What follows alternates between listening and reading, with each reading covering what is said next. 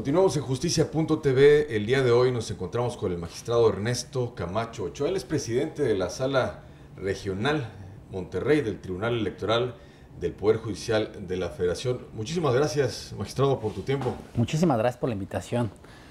Me siento muy honrado, la verdad, aprovechar la oportunidad de salir a intercambiar experiencias académicas y aprovechar para llegar a la sociedad a través de los medios electrónicos, que ahora es lo de hoy, ¿no? El honor es para nosotros. Y para empezar esta entrevista, preguntarte, magistrado, el derecho electoral, siendo nuestro público tan amplio de esta revista y de este informativo de YouTube, platícanos sobre el derecho electoral. ¿Qué es el derecho electoral en general? Hace unos momentos, de hecho, reflexionábamos sobre algo que yo considero fundamental. Sí. Actualmente el derecho electoral puede incluir temas de participación ciudadana, es decir, la forma en la que las políticas públicas las decide la propia sociedad, las propias colonias, sí, que es finalmente lo que les llega en un ámbito más cercano, más directo. Si la gente puede decidir, compro patrullas o compro bicicletas para policías o pongo luminarias o construimos otra escuela, etcétera. O sea, el tema del derecho electoral es muy, muy, muy amplio. Pero yo quería reflexionar sobre un tema y compartir un tema que me parece clave. Sí. Así, en el ámbito más básico de la vida en sociedad, ¿sí?, lo que le da estabilidad a un pueblo, a una nación, a un estado, es la posibilidad de que un grupo pequeño de personas establezca las reglas bajo la cual, establezca y aplique las reglas bajo las cuales debemos conducirnos en sociedad. Claro. Pero eso será un 1%, un 0.5% de la sociedad. El otro 99% de la sociedad tenemos que estar, igual que los primeros, siguiendo las reglas. Sí. Y algo clave para que eso se desarrolle en un ambiente de paz y de tranquilidad, de cordialidad incluso, está en este punto, en el punto central del derecho electoral, que es que las personas que vamos a seguir las reglas tengamos la posibilidad de elegir libremente. Nuestra Constitución dice en secreto, y que seamos todos los que elegimos a las personas que nos van a gobernar. Entonces, ¿de qué se trata el derecho electoral? Pues básicamente se trata de una materia en la cual se establecen, se regulan, se difunden y se aplican los procesos a través de los cuales las personas elegimos a las personas que nos van a gobernar. ¿Cómo ha impactado, magistrado, a partir de los años 80 en que, bueno, se crea el Instituto Federal Electoral, el antecedente del INE, como un mecanismo de legitimación, si así lo queremos ver? Pero ¿cómo ha impactado a partir de eso y a partir de toda la construcción jurídica del sistema electoral mexicano? ¿Cómo ha incidido realmente en la sociedad? ¿La sociedad hoy en día es participativa realmente? ¿Se le ha sembrado ya esa participación electoral que debemos de tener, o estamos todavía digamos que en las bases todavía, para empezar? Fíjate que cada país tiene su historia, algunos con más o menores instituciones para fomentar el tema electoral, es decir, el tema, lo que decía anteriormente, el tema de que todos podamos elegir a los que nos gobiernan. Claro. Sí, de que las elecciones sean auténticamente libres, ¿sí? Cada país ha seguido su rumbo. Sí. Pero sí hay más o menos una tendencia global sobre el tema. Y yo podría incluso reconocer que hay cierto desencanto por los procesos electorales. ¿Sí? No directamente por el derecho o por la posibilidad de que nosotros tengamos la oportunidad de elegir a los que nos gobiernan, sino por la forma en la que se comportan los que nos gobiernan, claro, por la forma en la que los partidos que lanzan a los que nos gobiernan, por la forma que los candidatos independientes que aspiran a gobernar y que luego llegan a gobernar también se comportan. O sea, por ese tipo de situaciones hay un desencanto social, pero por ese tipo de comportamientos. Pero no, tampoco se reduce exclusivamente a lo electoral, al tema de gobierno. En realidad yo pienso que en el mundo, en el globo, hay un desencanto de alguna forma generalizado por la forma en la que funciona la sociedad. Es un tema que incide en la forma en la que operan nuestras instituciones de salud, nuestras políticas educativas, la forma en la que nos comportamos como personas, ya dejando de lado al gobierno, la forma en la que nos comportamos como ciudadanía, si respetamos o no las reglas, si tiramos basura en la calle o no, si la forma en la que conducimos, la forma en la que respetamos a las personas que nos rodean, especialmente a las mujeres, etcétera, adultos mayores, etcétera. Hay una especie como de como digamos, como de... Rechazo. Pues yo diría que de pérdida, no quería usar esa palabra, pero sí, al menos sí de dilución, sí, o de disminución en ciertos valores que la sociedad en un principio había tratado de generar y de cultivar y que conducían a un trato social al menos más cordial. Entonces, ese fenómeno global da lugar a este tipo de resultados. Por ejemplo, la decisión sobre el Brexit. Porque si Inglaterra, si Reino Unido sale o no de la comunidad, de la comunidad ya no económica europea, sino de la Unión Europea. ¿Qué pasa? Cuando hacían encuestas, parecía que iba a ser apabullante la manera en la que iba a ganar el no salgamos de la Unión Europea. Pero ¿qué pasa? Que esto se debía a encuestas que se tomaban en redes sociales, etcétera, en las cuales los jóvenes sí son participativos. Pero es un grado de participación que es positiva, pero yo invitaría a que fuera un poco más activa. Sí, como en la época, pues como en mi época, en la época de nuestros padres, de nuestros abuelos, que quizá por la forma en la que padecieron algunos tipos de gobiernos o en la que vivieron o en las que tuvieron contemporáneamente gobiernos así, digamos, intervencionistas y hasta totalitarios, ¿sí? Los hacían tomar conciencia más de la vida pública, participar, involucrarse en las cuestiones de civilidad. Y ahora los chavos, pues como este tipo de fenómenos ha tenido, pues gracias, o sea, por suerte, ha venido disminuyendo, pues como que son menos en serio que toman ese tipo de situaciones y da lugar a este tipo de resultados. Por ejemplo, en Inglaterra, en el Reino Unido, al final de cuentas, el día de la elección, a pesar de todas las encuestas en las que los chavos votaban para que no saliera de la Unión Europea, ganó el salgamos de la Unión Europea. Porque finalmente los que se pararon el día de la elección a ir a una casilla, a votaron, fueron los adultos mayores. Y ellos, en su visión, en la forma en la que crecieron, dijeron, nosotros estamos mejor fuera de la Unión Europea. Y ganó el salgamos de la Unión Europea, o sea, ganó el Brexit. Así es. Entonces, hay algo que, a propósito de tu pregunta, perdón que interrumpa, pero eso sí me gustaría dejar como invitar a la ciudadanía. Hay que no solamente involucrarnos en el celular. Yo no lo veo mal, yo lo veo genial. Solamente diría, demos un paso más, además del celular. No digo que dejemos el celular, digo, además del celular, demos un paso más, un paso material, interesándonos en los asuntos públicos. ¿Cómo ves? Que esas reacciones no solamente sean de manera digital, sino que sean ya de viva voz y en vivo. Sí, y también los chavos tienen razón, porque finalmente ellos vienen aquí para hacer nuestro gobierno y para hacer nuestra nueva sociedad. Todos estamos de paso en este mundo. Finalmente también invitaría a otra cosa, o sea, los que estamos actualmente integrando autoridades, no es el trabajo del Tribunal Electoral, que es el que yo pertenezco, ¿sí? Pero los que integramos las autoridades sí tenemos de alguna forma el deber de contribuir a facilitar los procesos de decisión en un modelo digital.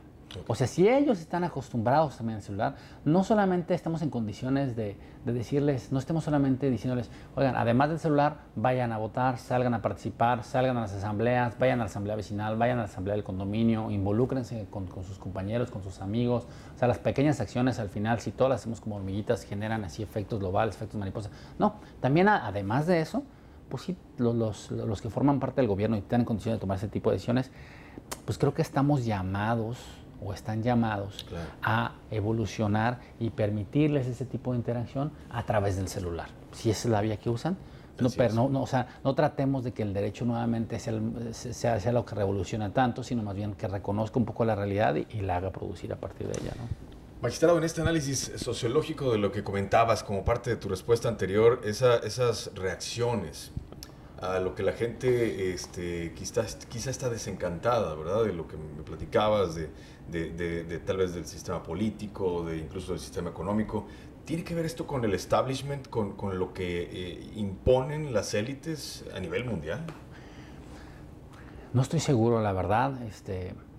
Y es una pregunta que desde luego únicamente me da la oportunidad de compartir una opinión desde el grado de preparación y los límites que tengo bajo mi perspectiva, ¿no? Sí. Pero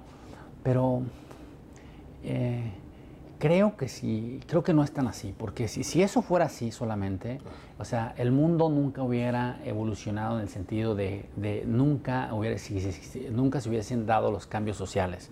O sea, si el establishment siempre tuviera el poder de mantener las cosas tal cual como están, bajo el estatuto en el que están, bajo el estadio en el que están, Sí. sencillamente no habría cambios en el mundo, no se diga revoluciones. Estoy tratando de hablar cambios en sentido social en general, al margen de la forma en la que esto ocurra. Y es evidente que se ha tenido lugar, ¿no? O sea, no importaba lo que pasó en el 78 en España, no importaba lo que pasaron en las dictaduras en Chile, en la dictadura argentina, no importaba, no importaba toda la historia de un partido así de tanto tiempo que tuvimos en México, sí. casi considerado oficial, porque finalmente las personas fueron protagonistas de cambios. Claro. Entonces, creo que no podemos escudarnos en eso. Creo que estamos llamados a sencillamente tener un poquito más de interés. Entiendo el desencanto que se genera y lo entiendo porque lo vivo día a día. Sí, cuando las acciones que uno toma, la forma en la que uno actúa, finalmente no se traducen en grandes resultados. Pero creo, desde mi opinión, que sería una visión muy egocentrista pensar que como yo cambio, el mundo va a cambiar en automático. ¿Sí? Sin embargo, no por eso cesemos, o sea, no por eso dejemos, no por eso renunciemos. Sí viene un pequeño, sí se genera un pequeño movimiento a partir de lo que cada uno de nosotros hacemos. Muy bien. Una lectura sobre la alternancia en México. Lo vivimos en el 2000, posteriormente en los siguientes sexenios.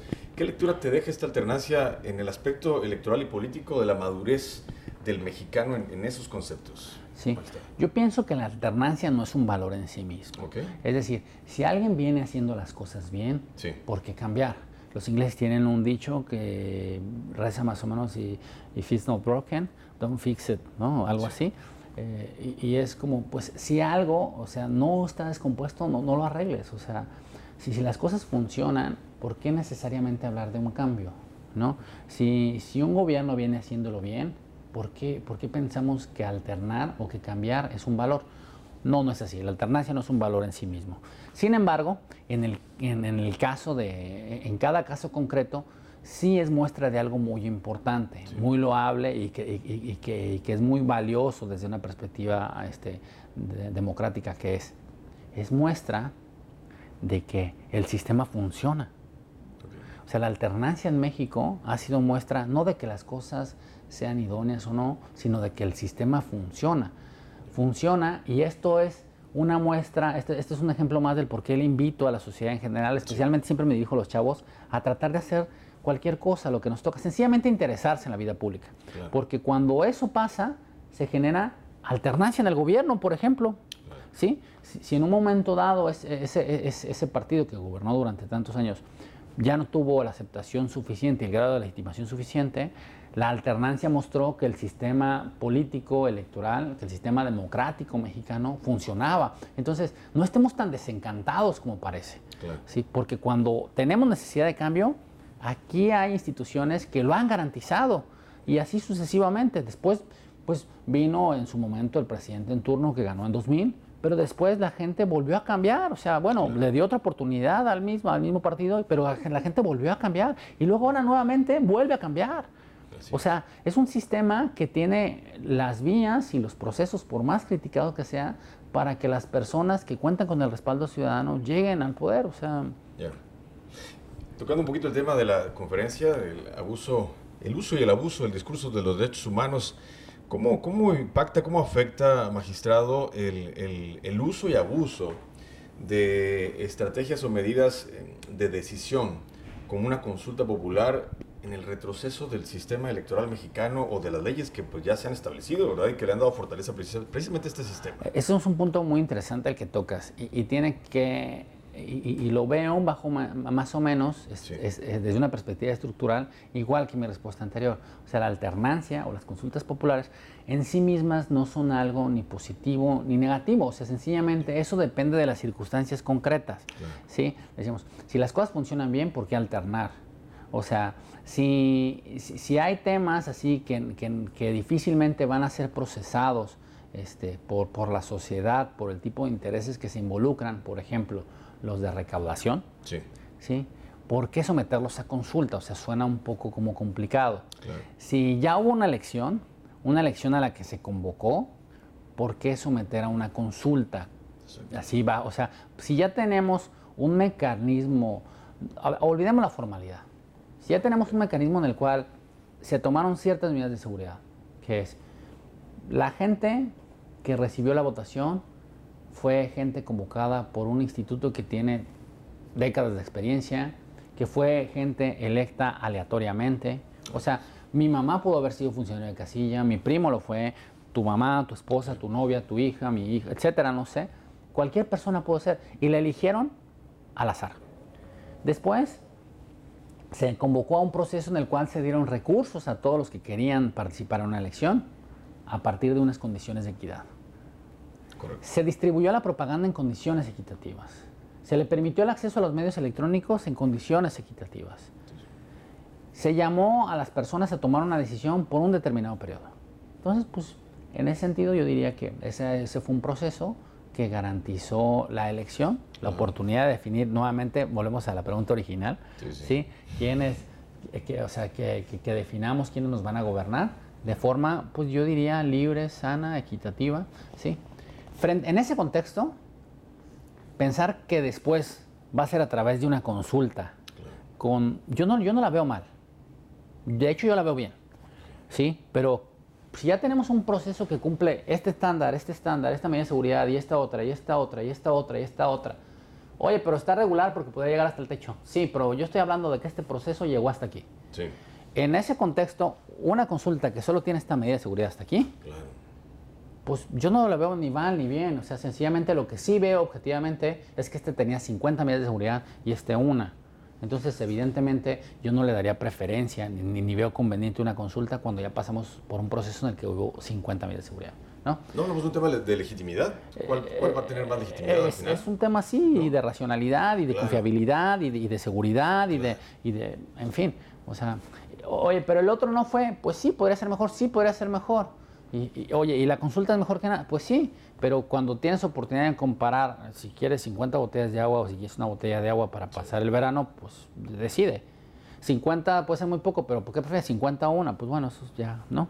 No le veo mucho sentido. Entonces, caso a caso, las consultas son muy positivas cuando no hay otros medios o por ejemplo, para mecanismos de participación ciudadana, que también es otro tema que tocamos al inicio, pero no frente a procesos ya muy desarrollados. ¿Y el valor legal de las consultas? Vamos, frente a nuestra Carta Magna, frente a la Constitución, ¿tienen validez? Sí, las consultas están reconocidas, ¿sí? Pero nuevamente depende de las circunstancias, depende del tema, depende del caso, ¿sí? Claro. No son así en general, así disposiciones así que para todos los casos puedan operar, puedan funcionar, puedan tener lo que dices, puedan tener un crédito jurídico. Exacto. Finalmente, todo el sistema electoral, el sistema jurídico, el tribunal electoral, tanto estatales como de la federación, tienen una dinámica laboral continua. Sí. Pese a que los procesos electorales sean, digamos que esporádicamente. Sí. ¿Cómo? Platícanos de eso, porque la gente a veces, no tiene... ¿Qué hacen en la materia electoral, no? Sí. Si no hay elecciones, ¿qué están haciendo? Exacto, para la gente que no tiene... ¿Estarán dormidos en la oficina o qué hacen? Sí. No, a ver. ¿Qué pasa con todo esto? ¿Y cómo la gente se puede acercar? Quizá antes. Básicamente, en el tema de elecciones hay dos tipos de órganos y quizá esta pues bien pudo haber sido la primera pregunta y podemos quizá ajustar. Pero hay dos tipos de órganos o de autoridades electorales. Unas, las que organizan la elección. Claro. Nosotros vamos a decir cómo se va a hacer, quién va a recibir la votación, cómo van a hacer las cajas, quién va a contar los votos, cómo van a ser los resultados, cuánto dinero les van a dar los partidos, etc. Las autoridades que organizan las elecciones, que son los institutos electorales, incluido el Nacional Electoral.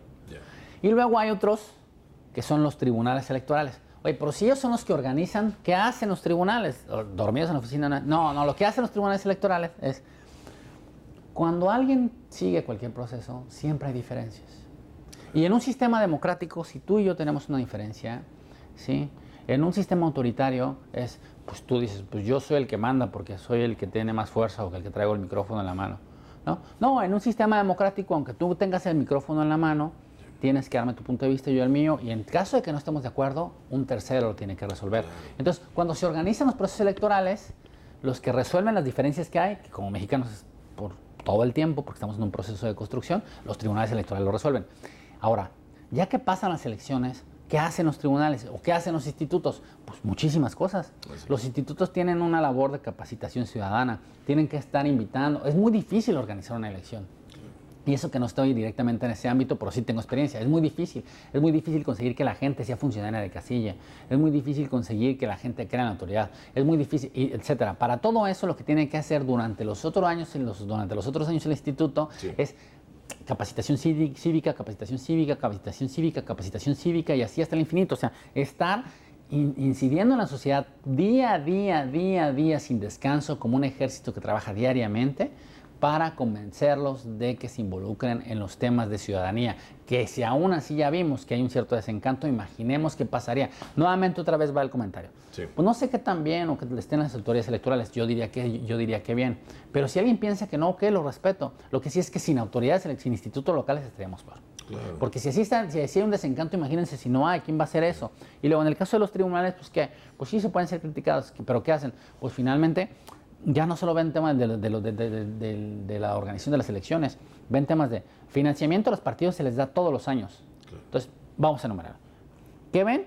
Cuando no hay elecciones, por ejemplo, resuelven controversias sobre financiamiento. Sí. Porque los partidos reciben financiamiento todos los años con independencia de que haya elecciones o no. Así es.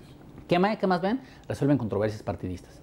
Porque las personas discuten y tienen diferencias al interior de los partidos políticos con independencia de que haya elecciones o no, porque eligen a sus comités directivos, porque eligen a sus comités estatales, porque eligen a sus comités nacionales. Siempre hay elecciones en los partidos. Entonces, cuando tienen diferencias los tribunales electorales, nuevamente, como es democracia, no podemos dejar que alguien ahí se saque una pistola y diga yo soy el más fuerte. No, tiene que resolverse por un tercero, que es un tribunal.